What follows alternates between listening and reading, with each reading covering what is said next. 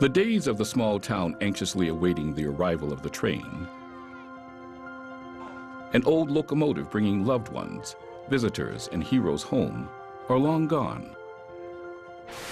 But in the 21st century, America's railroads are still the most vital piece of the nation's transportation network.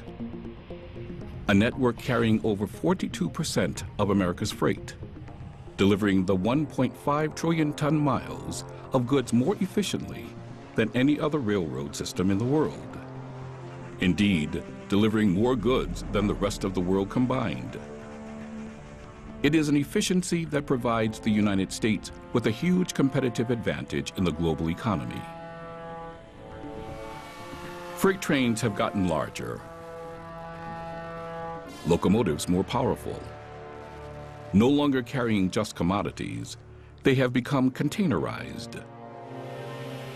While coal is still the single major item moved by trains, 44% of modular shipments, including semi-truck trailers, have tripled in the last 20 years. What has shrunk is the number of Class 1 railroads.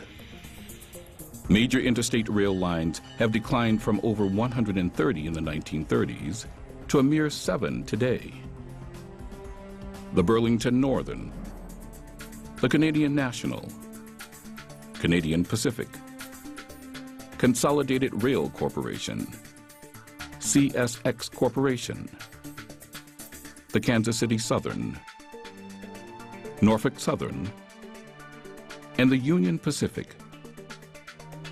These 7, plus Amtrak, the sole rail line in America devoted to passenger travel that is now centered on commuter trains and light rail, carrying people from place to place within giant metro complexes. Metro complexes that 180 years ago were connected by canals, rivers, and oceans, or had yet to spring up on the map. 180 years ago, in the 1830s, that's when railroading started in America.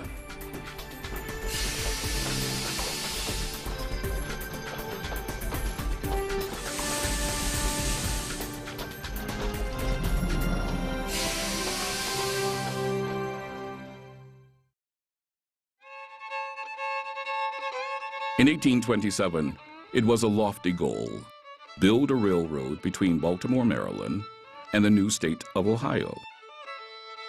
Particularly lofty since no one at that time had built any railroads at all in America. But that was the kind of entrepreneurial vision that was driving the up-and-coming United States of America. Well, the B&O, right place, right time, right amount of money, right number of people in the right place doing the right thing, and they got started. And they're the first ones, the B&O Railroad was the first one to get going. The story of the Baltimore and Ohio is the story of America in the early 19th century. A smart meritocracy, always looking for a new way to grow and become great. In 1827, the city fathers of Baltimore, Maryland were troubled. The great cities along the nation's East Coast were in a race to establish a link to the nation's heartland. It was the era of the canal, man-made waterways that carried freight and people. It was the nation's first economic boom. And the granddaddy of all the canal schemes was the Erie Canal, celebrated in song and deed. It stretched from Albany, New York, on the Hudson River, to Buffalo on the shores of Lake Erie. Completed in 1825, it was an instant success. Now goods could travel from New York City to the west without ever having to go overland by foot or horse. In the minds of her city fathers, Baltimore was now all but irrelevant as a major seaport. Philip Evan Thomas, the father of American railways, and George Brown were not going to let that happen. Brown was an Irish-American investment banker, a financier par excellence. On February 12, 1827, he gathered together 24 of Maryland's leading merchants at his Baltimore home. Among them was Philip E. Thomas, a staunch supporter and advocate of Brown's ambitious plan of a railroad to make Baltimore competitive with other eastern seaboard ports. They were so persuasive that within days, stock was issued, and the Baltimore and Ohio Railroad became the first U.S. railway chartered for commercial transport of passengers and freight. 1 year later, construction began. But the B&O still had to prove that a train could actually run on the track. Thomas was sure that the future of American railroading was the steam engine he had seen in England. Proof that it would work fell to inventor Peter Cooper and his little steam-powered locomotive named, appropriately, Tom Thumb. Designed and built in 1830, Cooper needed to convince owners of the Baltimore and Ohio Railroad to use steam engines. As legend has it, an impromptu race with a horse-drawn car was set up as a demonstration. The tiny but powerful Tom Thumb jumped to an early lead. Then when victory seemed assured, a belt slipped off a pulley and the engine lost power. In spite of losing the race, the demonstration was deemed a success. The next year, with the railroad committed to the use of steam locomotion, American railroading was underway. The fantastic success of the Baltimore and Ohio spurred a frenzy of railroad building in the pre-Civil War years. In 10 years, the amount of track laid tripled what had been done in the previous 20 years.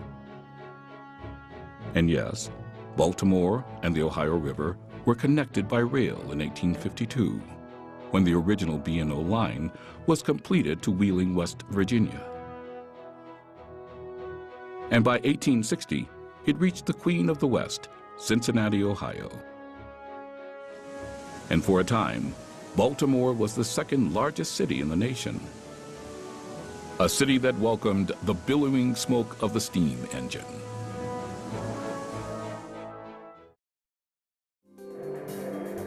There is nothing quite like it. The trembling ground underfoot. 1,000 horsepower of 60 tons of steel and iron hurtling 50 miles an hour straight at you. This terrible iron horse, spitting steam, smoke, and cinders into a calm blue sky. This beast was not only the symbol of America's rise to economic power, it was also the engine that created America's first billion-dollar industry. The first truly nationwide American industry from top to bottom. Americans could set their watches by the arrival of the steam locomotive. Inside the cramped cabin, the firebox blazes with red-hot coal. In front of the box, the boiler is hissing super hot water, hissing steam. Within the cab, a two-man crew. The engineer or driver controls the iron beast, stopping, starting, and speed. The fireman is responsible for the fire, fuel, coal or wood, steam pressure and water levels.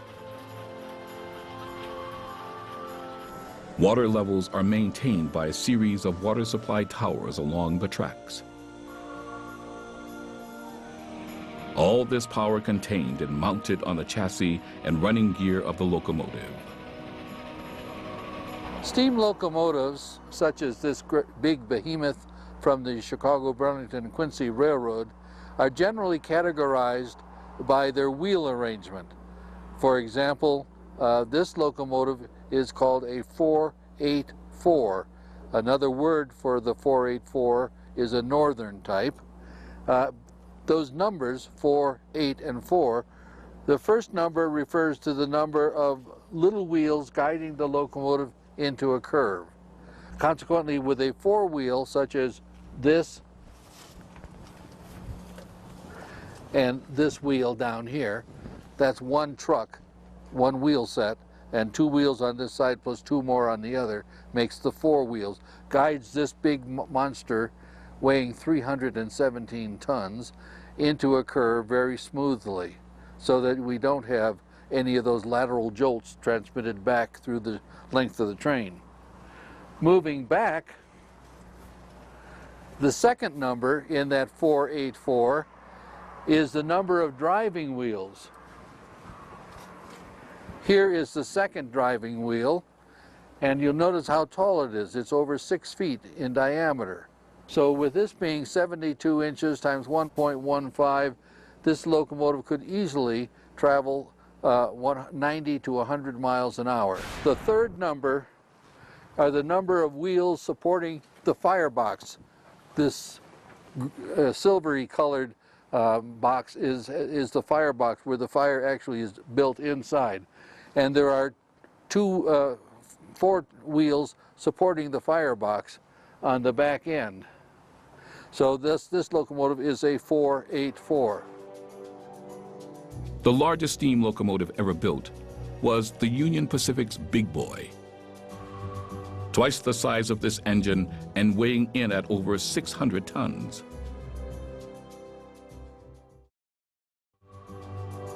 The popular Parker Brothers board game Monopoly has a railroad in the middle of each side: the Pennsylvania, the Reading, the Short Line, and the B&O, named for America's most famous railroad, the Baltimore and Ohio. All, except for the Short Line, were named after great American railroads founded in the first big railroad boom from 1830 to 1860. The Short Line is a different story. There never was such a railroad. It was, and still is, a name for the hundreds, if not thousands, of small railroad companies that built short railroad lines, most only a few miles long. Well, there's lots of short line railroads, some of them industrial and some of them just built into areas where the big railroads didn't go in, but they acted as feeders. Now, when you had a short line railroad that loaded cars on their line and then they had to interchange to a larger railroad. One of those larger railroads, the Pennsylvania Railroad, became the standard of excellence in American railroading well into the 20th century. Founded in 1846, the venerable Pennsylvania Railroad, sometimes referred to as the Pennsy, has been heralded as the standard railroad of the world. The fourth railroad on the Monopoly board is the Reading. Take a ride on the Reading. If you pass go, collect $200, says one of the chance cards in the Monopoly game. The Philadelphia and Reading Railroad, later the Reading Company, is actually supposed to be pronounced Reading. It was originally chartered to build a line between Reading and Philadelphia, Pennsylvania. The original Reading Main Line extended south from the coal mining town of Pottsville to Reading and then onward to Philadelphia. Upon its completion in 1843, the line had the distinction of being the first double-track main line in the United States. It was a company that made huge profits by hauling coal from mines to cities, demonstrating another avenue for our railroads to make huge sums of money: the single-purpose rail line. The rail line designed to move one kind of resource, a practice copied many times over as the railroads moved into the mineral-rich West and the timber-rich Northwest.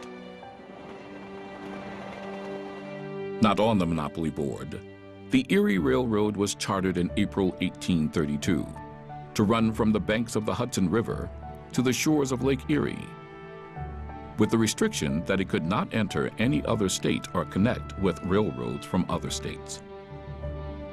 A restriction which, in typical railroad arrogance, it ignored, dipping into Pennsylvania on the way to its final destination, Dunkirk, New York. At that moment, the Erie Railroad became the longest continuous railroad in the world. But the granddaddy of all the pre-Civil War Eastern Railroad lines was the New York Central Railroad. Known simply as the New York Central, the NYC was the brainchild of one of railroading's earliest risk-takers, Erastus Corning. Born in 1794, Corning was an iron merchant who quickly saw the potential of railroads to make money and invested heavily in New York State's many rail lines. But it was his groundbreaking idea of creating the New York Central that would change not only the nature of running the railroad business, but the nature of America's economy for good. By 1851, Corning realized that New York's mishmash of separately owned railroads was not only inefficient, it was unprofitable. At the same time, he also saw the market possibilities to make lots of money if the lines were merged into one corporation. So, just like George Brown, who 20 years earlier brought together investors to create the B&O Railroad, Corning gathered together presidents and owners from 8 of New York's small feeder lines. These lines serviced towns along the Erie Canal and the Hudson River and brought goods and passengers down to New York City. He convinced the owners that merging into a giant corporation would not only work better and more efficiently, it would make them millionaires. Everyone agreed, and 2 years later, the New York Central was born, with Corning as president.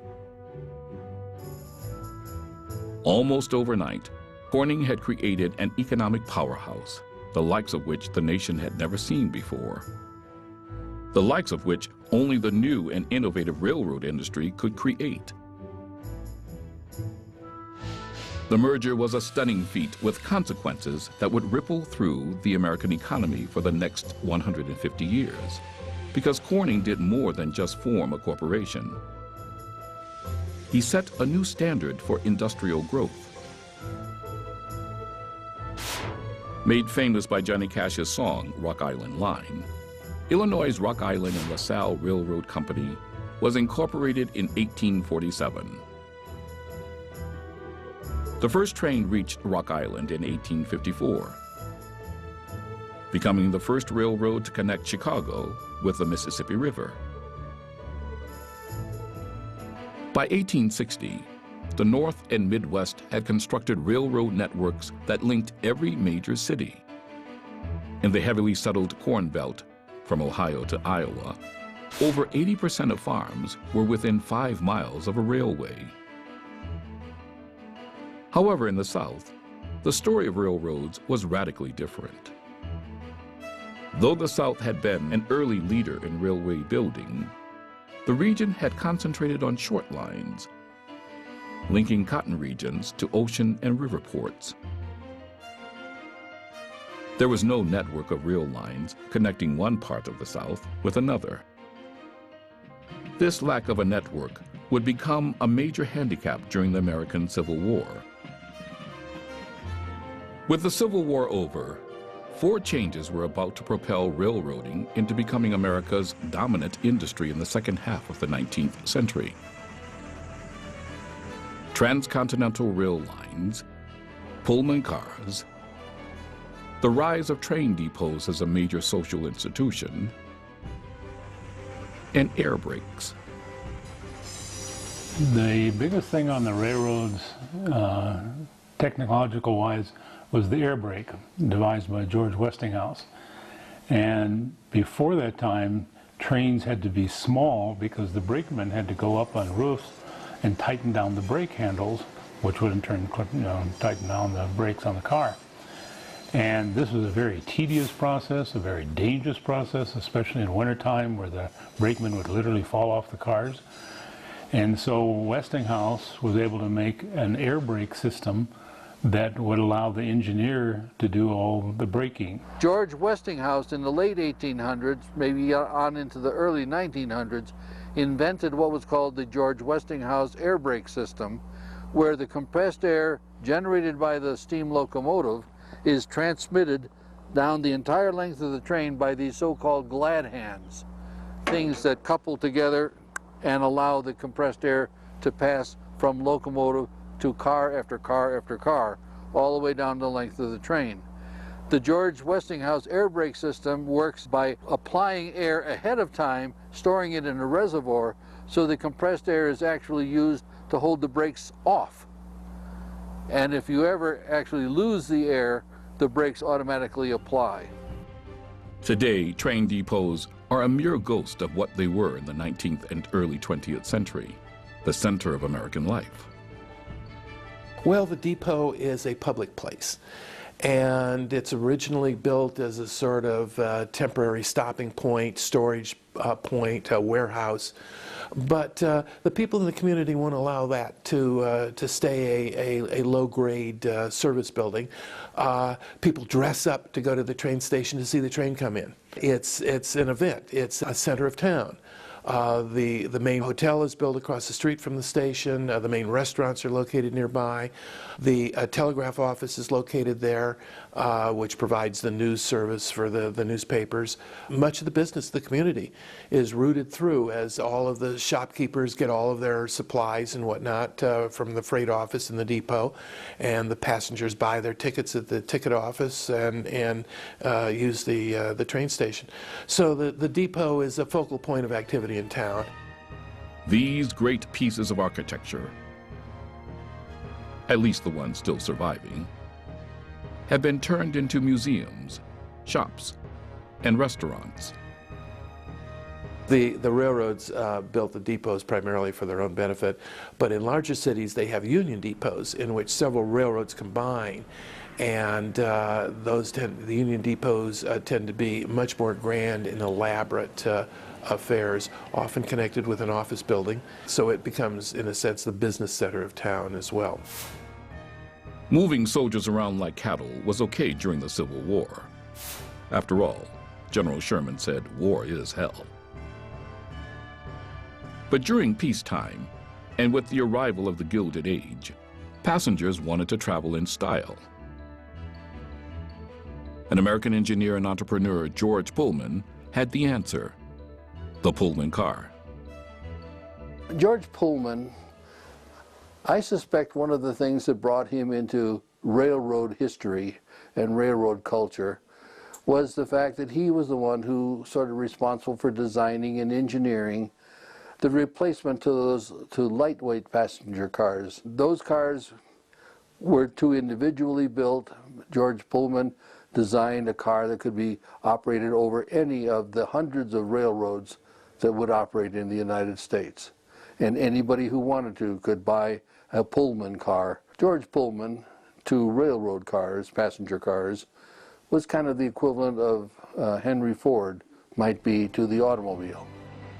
With the arrival of the Pullman car, passengers could now travel, eat, and even sleep in comfort as they sped their way across the country.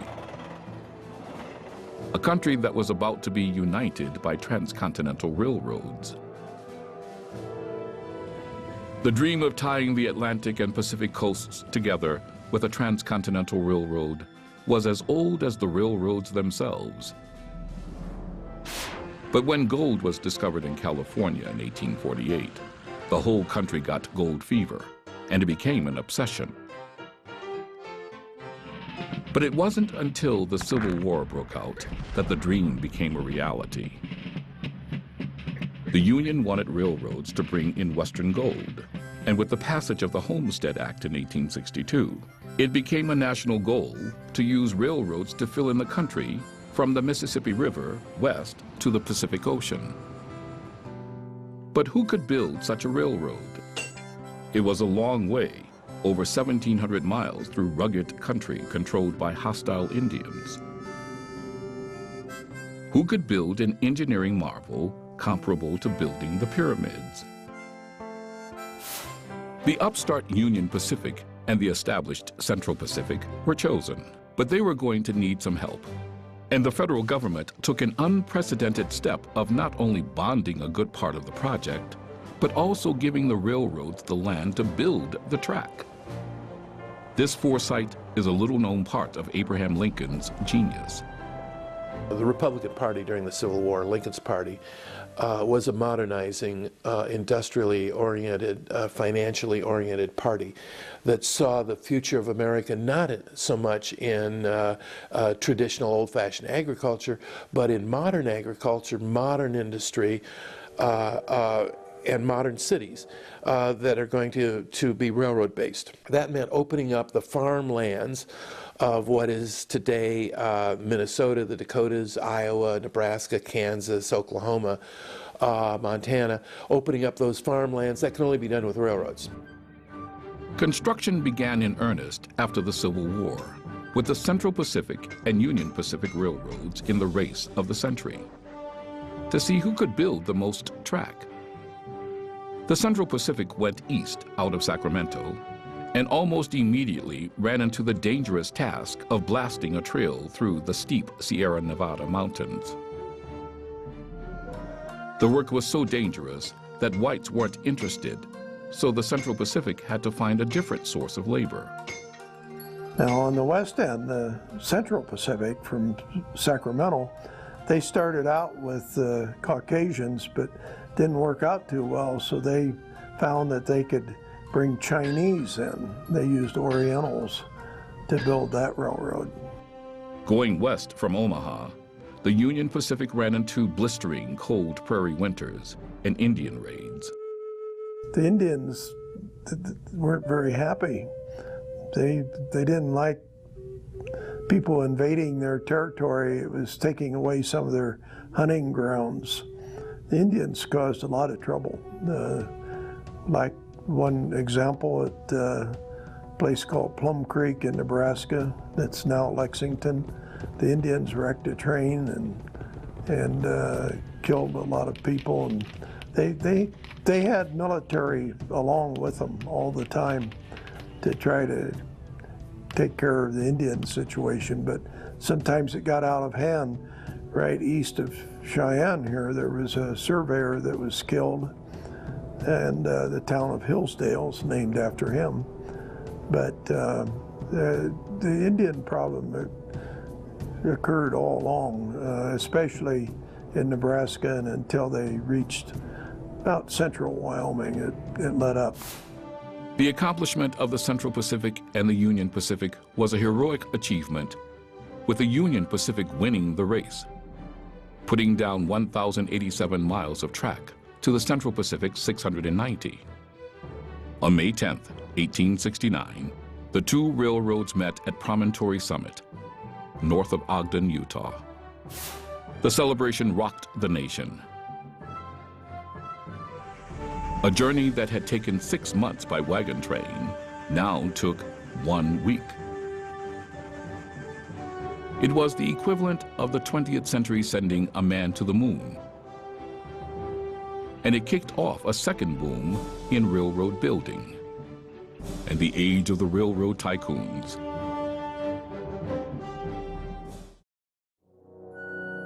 Americans would coin a new word for these railroad tycoons. They would call them the robber barons. By 1893, there would be 4 new transcontinental rail lines, 2 flanking each side of the first one. To the north, Jay Cook's Northern Pacific connected Duluth, Minnesota with Tacoma, Washington. Begun in 1870, Tacoma wasn't reached until 1888.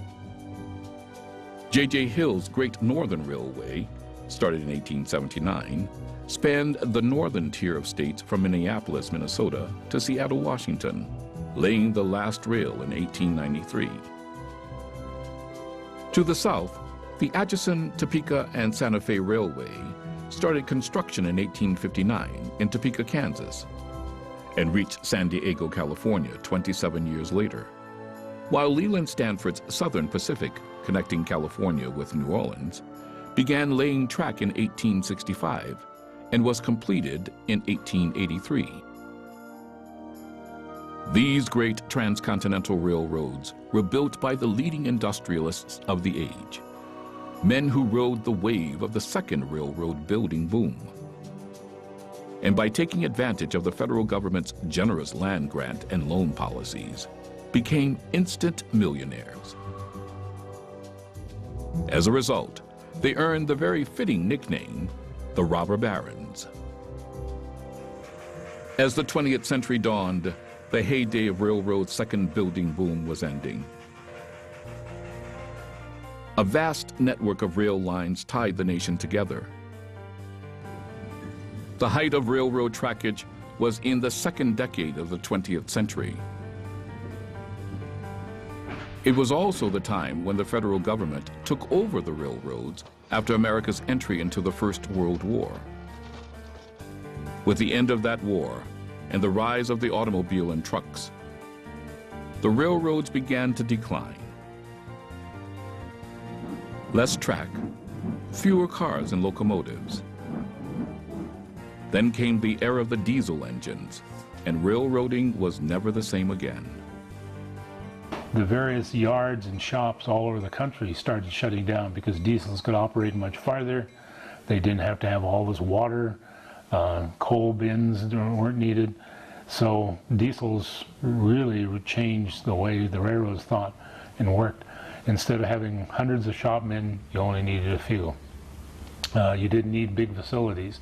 And railroads sold off a lot of property, got rid of it because they just didn't need it. Diesels don't have to go 100 miles and rewater and all that.